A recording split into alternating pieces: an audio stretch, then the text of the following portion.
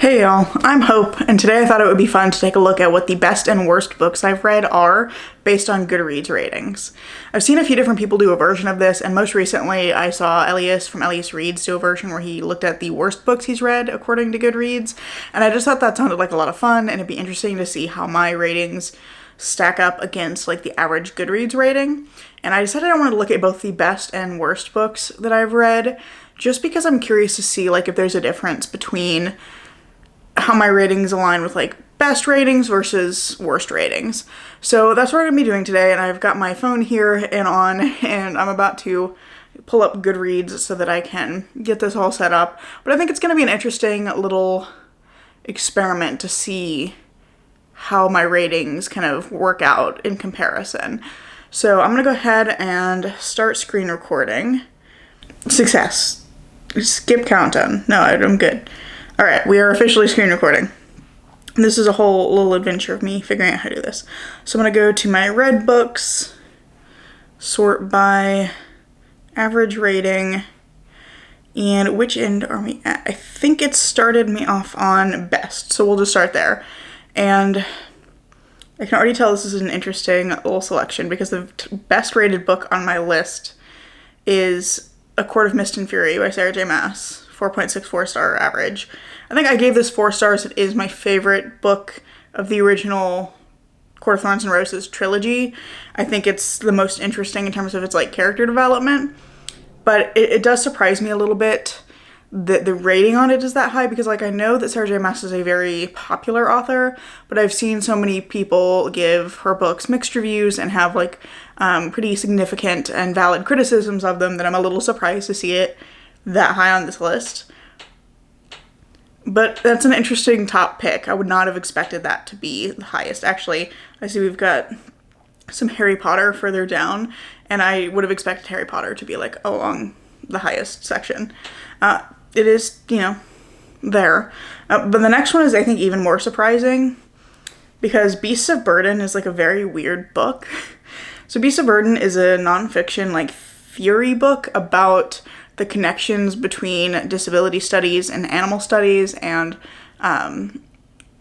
basically how we're going to struggle to make changes to the way we treat people with disabilities and how we think about disabilities until we change the way that we think about and treat animals, because the author argues that we use a lot of similar language, and it's that language that kind of frames everything that is in many ways influencing the way that we think about disabilities and animals.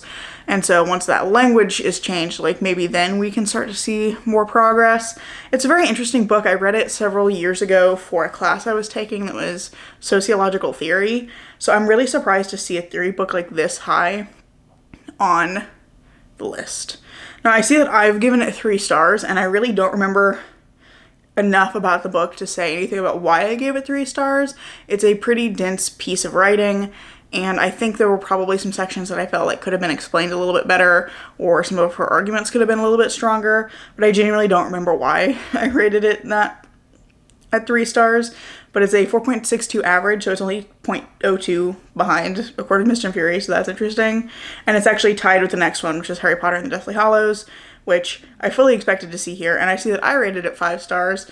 I would not rate it that now, and in fact I have unhauled all of my Harry Potter books.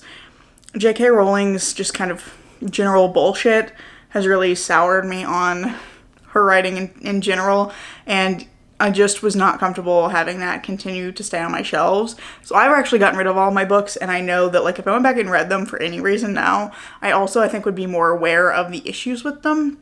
So that 5 stars is very much based on having read it as like a middle schooler before J.K. Rowling was so like blatantly terrible in public.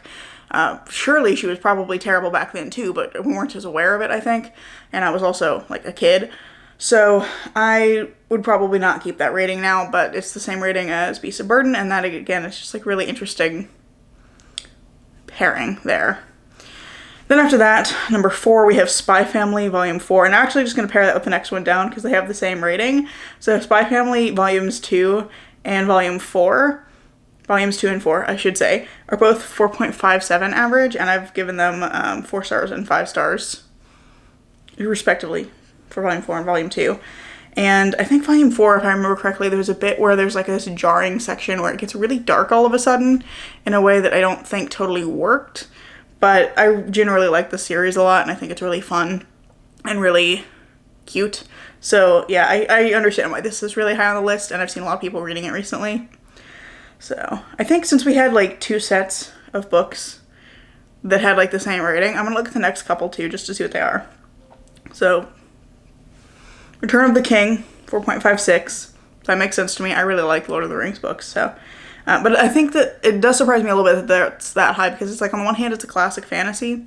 On the other hand, it's, I think, one that doesn't connect with a lot of people because of the kind of style of writing. I've just realized that I'm really low in this frame, so we're just gonna gently, apologies for the camera wiggling.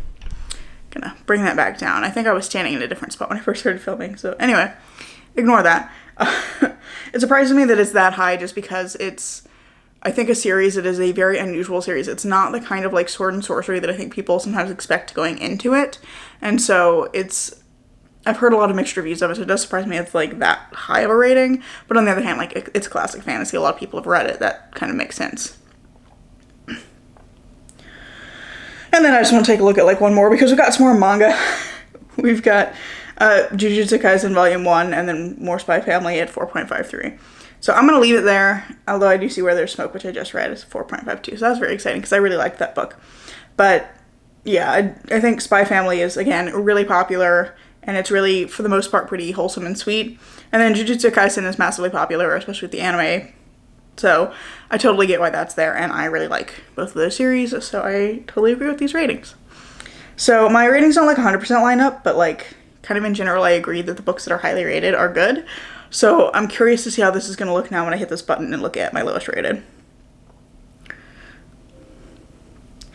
The first one that pops up here doesn't surprise me at all, because it's nothing but Black and Teeth by Cassandra Khaw. That's a 2.69 average rating, and I heard a lot of people really didn't like this, and I disagreed. I did like this book, but I gave it 4 stars, and I think it's a very strange story, and I feel like it kind of keeps you at arm's length from the characters, and I think that threw a lot of people off, and also it's pretty gruesome. So it's kind of this mix of like, if you don't care about the characters and you're just kind of reading gore for the sake of gore, how good can it be? I really enjoyed some of the things it was doing, but I totally get why people didn't like it. But that doesn't surprise me at all to see it this low on this list, because I did remember it had a pretty low rating, so 2.69.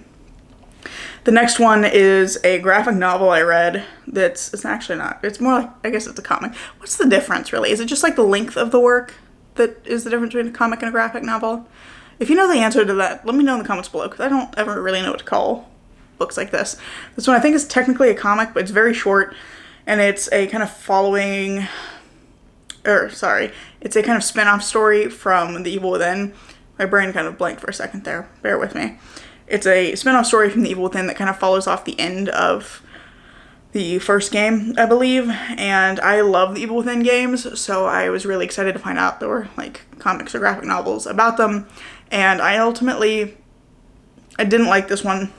But what I remember here, it felt very much like the villain was very out of character throughout this one, and it didn't really seem like it was adding that much to the story. So I give it 3 stars just because I like Evil Within, and I liked the artwork and the most of the story. I felt like it was a fun take on it, but I felt like the villain was really poorly written in it, and it didn't really add much to like the overall story of The Evil Within. So my rating there is pretty close, 2.86, and then I gave it a 3 star. And then after that, we have A Woman of the World. Whoops, I accidentally made it reload. A Woman of the World by Rebecca Gilman and Kathleen Chalfant, which I gave 2 stars, and it has a 2.97. So I actually rated it a little bit lower than the average. And it also doesn't have very many ratings. This one was an Audible original that I picked up completely on a whim, because it's about, oh gosh, I can't remember the woman's name, Emily Dickinson. But it's like from the perspective of a woman who knew Emily Dickinson, but it's about this other woman's life. And she was like the editor of one of Emily Dickinson's first like posthumous collections that was published. And I think it's just kind of an unpleasant story, because the woman that that is the central character here, is just like very self-interested and kind of awful to other people. And there were various moments throughout this where you almost see her kind of have that realization, and then she doesn't. And it was just frustrating to hear the story from her perspective. I just didn't care about her all that much, and I found it really unpleasant to listen to.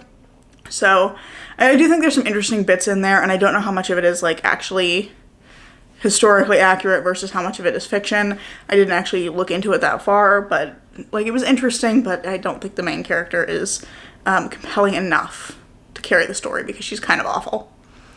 And then number 4 is The Butcher of Casablanca, which I rated 3 stars, and the average is 3.00 stars. It has only 26 ratings though, but this one is a Moroccan murder mystery story, and it was, I don't know when it was translated actually, I'm gonna take a look at that. It says it was first published in 2016, and I think it was translated in 2020, because I read it in 2020, which I think was shortly after it came out. I read this one because my local bookstore was doing this like read around the world book club thing, and this was one of the stories that they had picked, and I have been really interested in reading like crime stories and mystery stories from different countries, and I had never read anything from Morocco, so I was like, that's gonna be really interesting, and we picked that one up. And I really didn't care for this, or parts of it I thought were fun. I thought the mystery was interesting, but I really didn't care for most of the rest of it. There was a lot of just like casual misogyny and animal abuse in it that wasn't questioned. It was like the main character would like kick a dog and then just go on with his life. And he was kind of terrible to both his wife and his daughter. And so there was a lot of like, I suspect it was like cultural elements that I just didn't connect with because I didn't understand how they mattered. But there was a lot of what just felt like misogyny and animal abuse and just the main character doing things. I was like, why is this even in here? Because this is just kind of terrible, and it kind of makes me dislike the detective.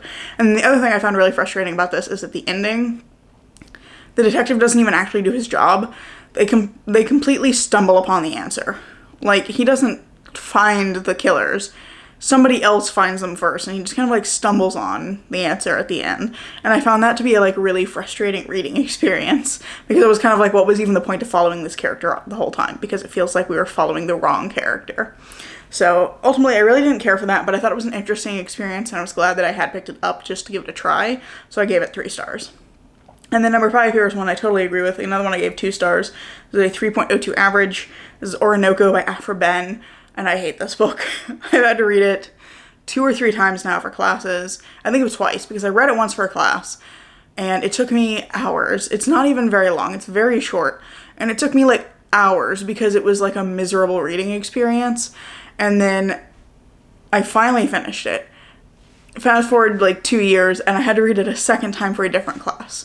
I would give this 1 star, and the reason I've given it 2 is because I feel like every time I've read it, I've gotten more out of it, and I've understood why it's a classic, why it's kind of hung around and continued to be studied, but I really don't like it as a story. This is basically the story of a man who is sold into slavery, but it's like in 2 parts, because like the first half of it is his life before that, and the latter half is his life after he has been like captured and sold into slavery, and he's supposed to be this kind of like tragic hero figure, but so much of the book is just almost like side quests.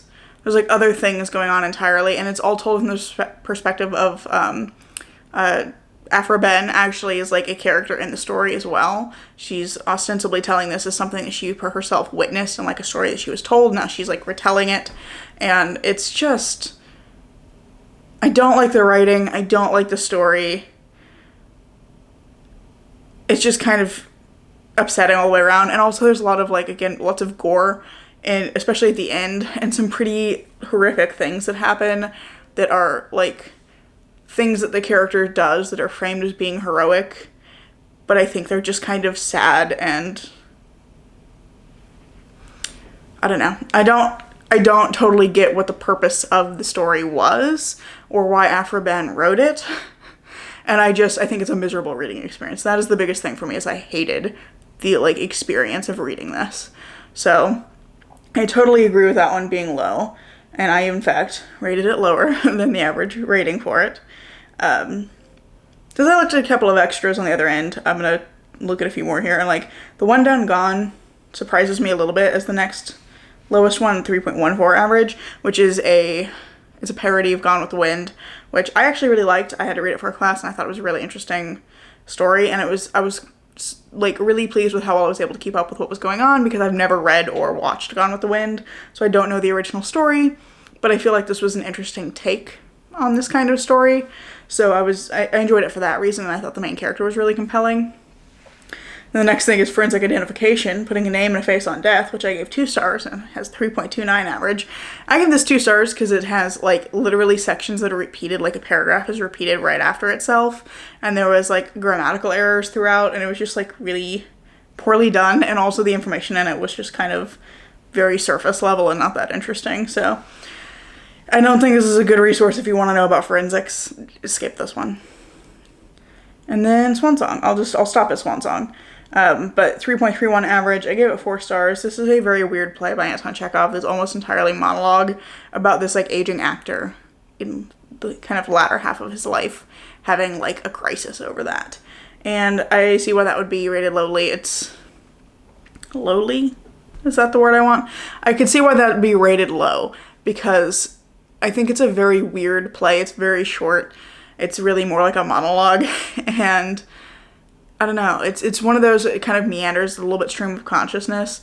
So I think it's an interesting experience, but I don't know that it would work for everyone. But yeah, I See the Hunter is the next one down, which is interesting.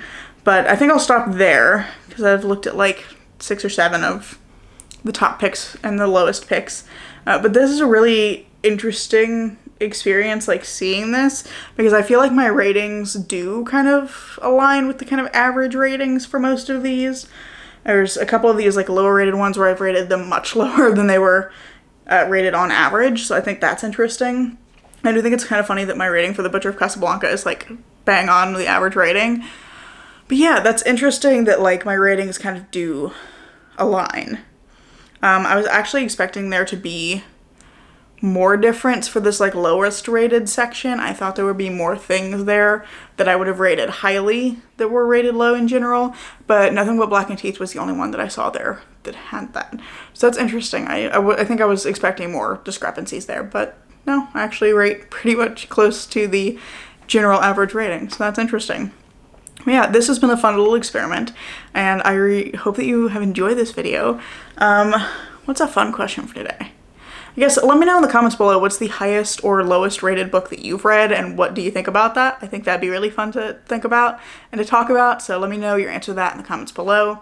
And I really hope that you've enjoyed this video. If you have, I hope you'll consider giving it a like, maybe even subscribing to see what comes next. I'm currently posting every Tuesday and Saturday, so there's more content coming soon, and I hope to see you in the next video. Bye.